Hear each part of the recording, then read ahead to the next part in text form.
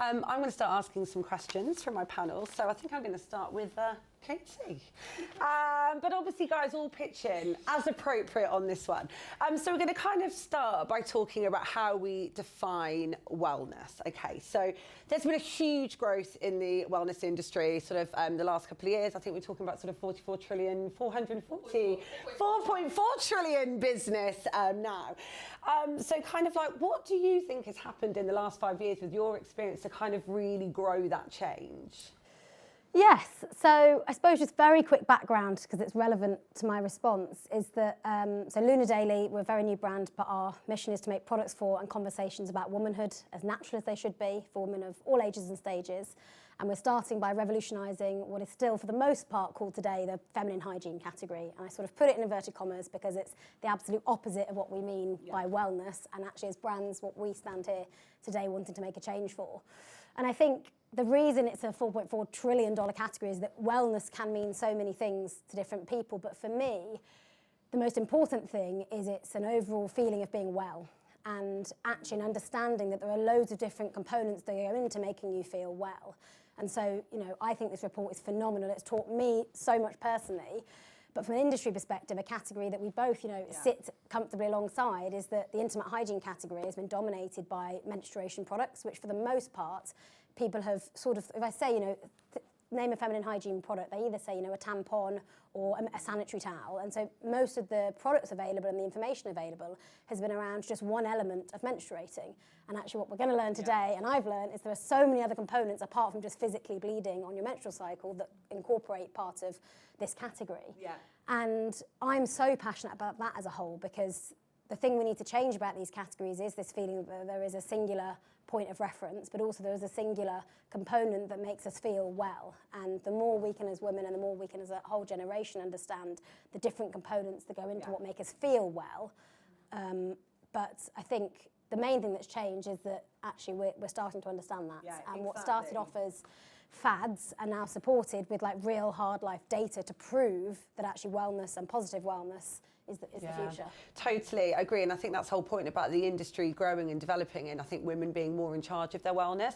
I think kind of on that point, Rhiannon, it'd be good to understand a little bit more about kind of your experience from a trend forecasting perspective, how wellness has moved from fad to every day, and something that we're all taking a lot more seriously. Absolutely. I mean, I think we were on that trajectory before the pandemic, but if we look at how the pandemic has changed the way we live our lives and how we think about our intrinsic values, we're no longer silent about the fact that certain narratives, certain policies, certain systems don't fit with us. So whether that's looking at Black Lives Matter or other big movements that have happened in the pandemic, you know, women have taken a step back and said, we're not comfortable, and we're now really super, you know, vocal about demanding products that we need, about demanding policies that we need. So yeah, I'd say that's been the major shift post-pandemic.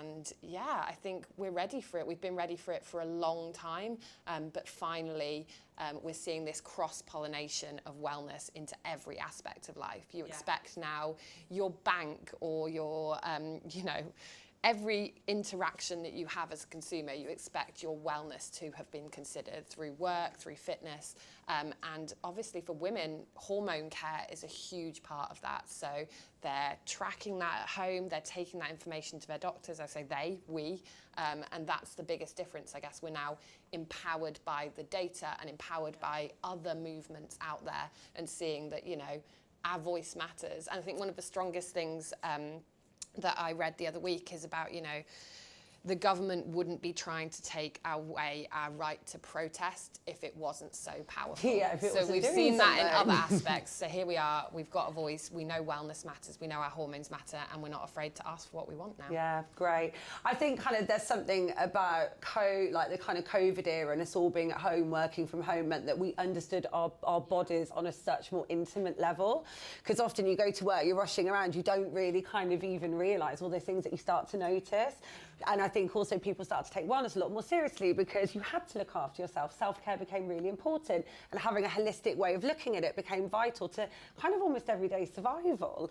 And I guess sort of Rebekah, in terms of outside of obviously, you know, FEWE and Luna Daily and other, exceptional brands that are in the audience. Like, who else have the kind of like you aspired to and seen to be really kind of leading that change?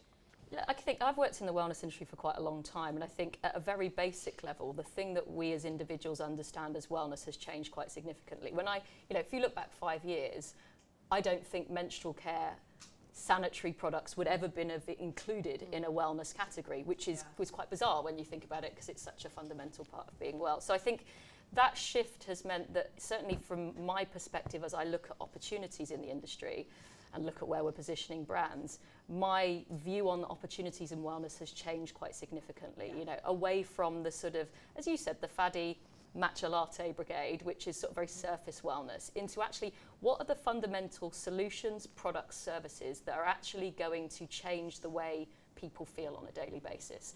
And that seems to be where wellness is going now. And the evolution of FEWE was actually looking really at what consumers want. That's what this report was about. So the brands that I kind of look at and aspire to are ones who are really finding those niches that are not serviced, but are actually using data to understand what consumers really want. And also sometimes delivering it a different way. So, for example, in our category, it's been dominated by some dinosaurs of brands for the past 40 years. But what we started to see was some really young, exciting brands, people like Day, people like On, who are delivering same sorts of products, but in different ways. Yeah. So going direct to consumer, updating the branding. And when I looked at the market, those are the people that I was looking at thinking, I like what you're doing. You're taking something which is already there, but you're doing it in a different way. You're doing it in a way that the audience is really responsive to. So I think those are some of the brands that I think have done a great job. Beyond that, I love looking at people doing new things, right? And finding areas that are not being serviced so far. Hopefully that's what we're doing in FEWE, but I see a lot of other brands like those on the panel doing that as well. Yeah, definitely. I think there's been a lot of disruption. I think we've got Yoppie and Fabled in the audience, so giving them a shout out because they're part of that movement. Yeah. Where we've kind of started to sort of look at categories in a very different way, and it's a little bit like your slogan, which is head, vulvas, knees and toes, knees and toes. It's great because we're starting to normalise the conversation, right? Because, not everyone in the audience has a vulva, but quite a lot of you do. So we should be in a position that we can talk about it. And I think another area for me that I think is really exciting in terms of disrupting the wellness industry is a democratisation of it. So I love I'm an Aldi shopper through and through, obsessed. I love the fact that they've got a wellness aisle. I love the fact I can get a vitamin spray and sort of sleep gummies. And that kind of like what used to feel maybe the preserve of a goop or something that didn't feel accessible to everybody. It's really been kind of opened as a category that can serve all at very different sort of levels. And I think that for me is super, super exciting. Yeah, we were talking before actually about the delivery apps. And for a while, I was kind of wanting to get hold of some of these amazing brands, and Fabled was kind of my go-to. But yeah, now knowing that I don't have to stock up in advance and I can literally within 7 minutes get to my door some of these amazing brands like Grace and Green, and Sisters now are on Gorillas. I think that's really interesting kind of shift in things. Yeah, like we should be able to talk about the products that we need, like, do you know what I mean? Like, completely. Stop missing your vulva out of the conversation, right? It's like we just took a part of the body and we took it out of wellness because no one wanted to talk about it. So now, so now we'll put that back in the conversation and create products that actually address wellness needs that we have for the vulva. Yeah, absolutely.